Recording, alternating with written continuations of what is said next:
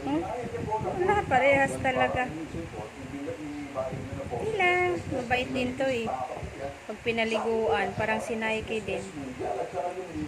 Nanay. Parehas talaga oh. So, ito po parte ito, sir.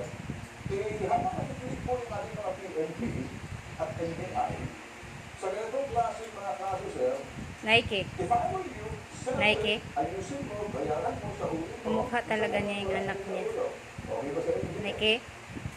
Nike. Nike. Nike. Give me 5.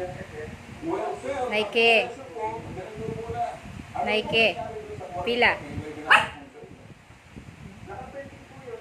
Bakit po nakapending? Binigay po sa inyo para sa kanya po yun.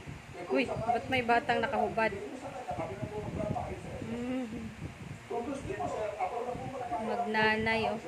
may utang ka sa akin, sisingin kita. Ito, wala po. So, Nike. So, ganito, sir, sandali, oh. Magnanay oh. Ako nagbabayad, sisingin kita. Ganun ba gusto mo?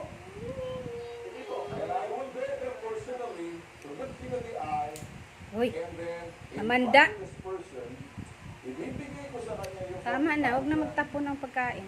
and then you will sign that agreement that you owe me. Magnanay, ang And then, cute. yung kanyang 40,000, ibabayad natin sa Nike. SSS. Okay. In that way, wala Give me po 5. kaso sa Give me mga 5. Give me 5. Kasi may patindi pa, Pila. may feel bad pa. Pila. Isa.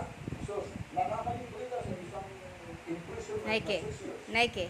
So, dalawa pa. Ayan yung juniora mo, oh. Juniora. Para sa kinang mukha. Oh, nanay talaga. You have a case.